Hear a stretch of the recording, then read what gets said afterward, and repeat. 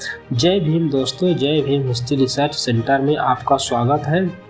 आज का जो टॉपिक दोस्तों, आपने दुनिया के 7 अजूबों में शामिल the great wall of China के बारे में तो सुना ही होगा, पर आपको जानकर हैरानी होगी कि हमारे भारत में भी आज से कई सालों पहले ऐसी एक दीवार मौजूद थी जिसकी लंबाई करीब 1200 किलोमीटर थी और ये भारत के एक बड़े हिस्से को 2 भागों में बांटती थी। आप जानकर हैरान रह जाएंगे कि इस दीवार को किसी विदेशी आक्रमणकारियों के हमले से बचने के लिए नहीं बनाया गया था, बल्कि इस दीवार का मकसद देश में नमक की स्मगलिंग को रोकना था, ताकि हम भारतीय लोग अपने ही देश के दूसरे प्रदेशों से नमक ना ला सके और हमें अंग्रेजों से ही भारी कीमत में नमक खरीदना पड़े। अभी आपको ये सभी बातें काफी अजीब लग रही होगी कि आखिर नमक के लिए एक देश के बड़े हिस्से को 2 भागों में बांट देना कुछ ज्यादा ही हो गया है। पर दोस्तों, ये उस समय की बात है जब अंग्रेजों के लिए नमक इतना ज्यादा महत्वपूर्ण था कि नमक पर लगाए जाने वाले कर यानी टैक्स के कारण अंग्रेज करोड़ों रुपए कमाते थे और लगभग उस समय अंग्रेजों की कमाई का मुख्य जरिया नमक ही हुआ करता था।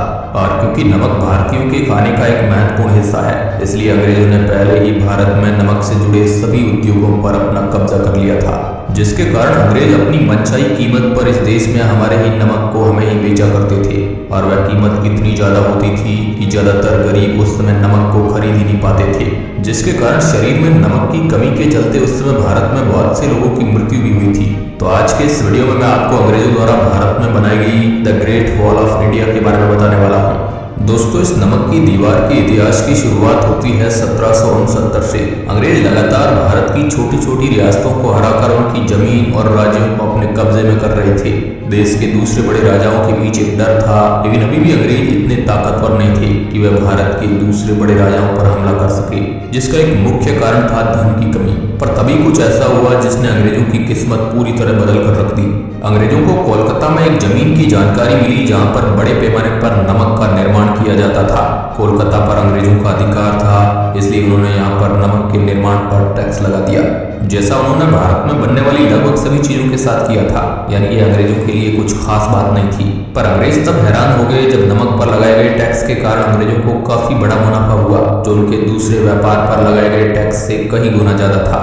यहाँ पर भारत में तैनात बड़े अंग्रेजी अधिकारी ये समझ गए थे कि नमक ही वह चाबी है जो उन्हें भारत में बड़े पैमाने पर शासन करने के लिए धन की पूर्ति कर सकता है। जिसके कुछ साल बाद अंग्रेजों ने 1764 में बक्सर की लड़ाई लड़ी। इस लड़ाई में अंग्रेजों की जीत हुई, जिसके कारण बंगाल, बिहार, उड़ीसा पर भी अंग्रेजों की हुकूमत हो गई और यहाँ पर होने वाले व्यापार पर भी ईस्ट इंडिया कंपनी ने टैक्स लगा दिया। यहाँ पर भी नमक का निर्माण बड़े पैमाने पर किया जाता था, इसलिए ईस्ट इंडिया कंपनी ने यहाँ की बड़ी नमक निर्माता कंपनियों पर बड़े भारी टैक्स लगा दिए। इस तरह देश के एक बड़े हिस्से में नमक निर्माता कंपनियों पर ईस्ट इंडिया कंपनी का अधिकार हो चुका था, जिससे अंग्रेजों को अब भारत में लड़ने के लिए काफी धन मिल रहा था और इस धन का बड़ा हिस्सा अंग्रेज सीधा अपने देश भी भेज रहे थे। और अब ये नमक अंग्रेजों के लिए सोने जैसा साबित हो रहा था।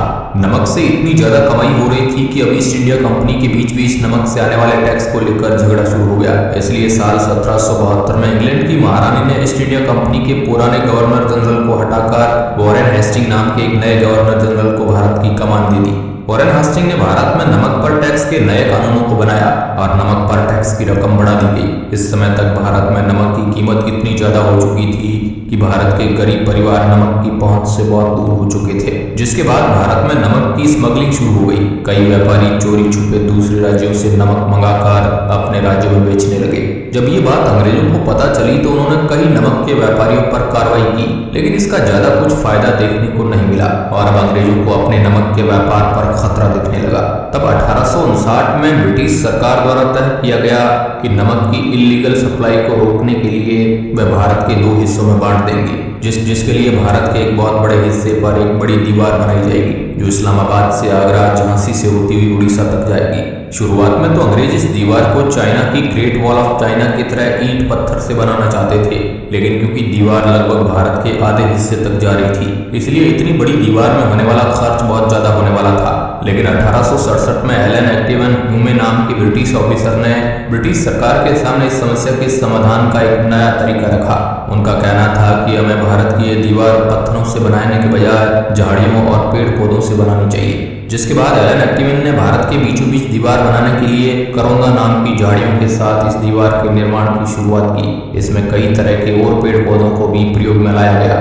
भारत के एक बड़े हिस्से में बीचों बीच झाड़ियों से एक दीवार का निर्माण शुरू हुआ, जिसमें काफी पानी की खपत भी हुई। इन झाड़ियों की दीवार पर कई सालों तक लगातार काम किया गया और दीवार के रखरखाव के लिए इसके पास कई बड़े बड़े कुएं भी खोदे गए। 1870 आते आते भारत की ये झाड़ियों से बनी दीवार तैयार हो चुकी थी, जिसकी लंबाई करीब 1200 किलोमीटर थी, जो करीब 12 फीट ऊंची थी और करीब 14 फीट चौड़ी थी, ताकि इसे कोई पार न कर सके।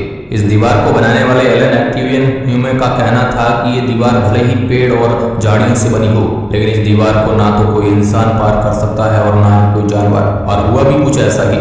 इस दीवार के बनने के बाद भारत में नमक की स्मगलिंग करने वाले व्यापारियों का कनेक्शन दूसरे राज्यों से टूट गया, जिससे भारत में अब ये काम लगभग नामुमकिन सा हो गया और इस तरह लोगों को मजबूरी में अंग्रेजों का महंगा नमक भी खरीदना पड़ा, जिससे अंग्रेजों का मुनाफा तो कई गुना बढ़ गया, लेकिन भारतीय खानों में नमक की कमी हो गई। भारत के गरीब परिवारों के पास नमक खरीदने के पैसे नहीं बचे।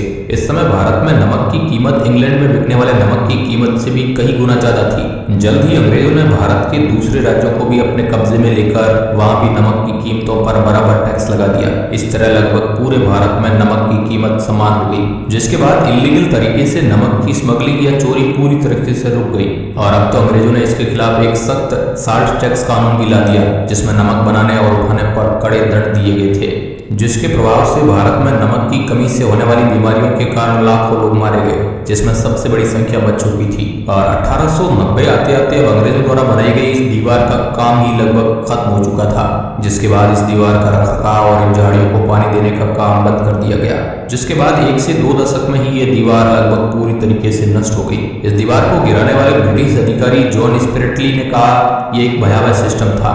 1998 में भारत सरकार को इसके कई अवशेष भी मिले थे, लेकिन आज के समय ये दीवार लगभग विलुप्त हो चुकी है।